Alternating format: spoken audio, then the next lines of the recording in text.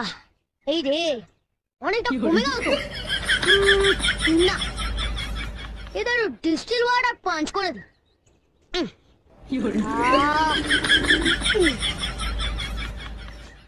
নতুন cold drinks ঝাল আছে। क्लास में हम এই নিন স্যার।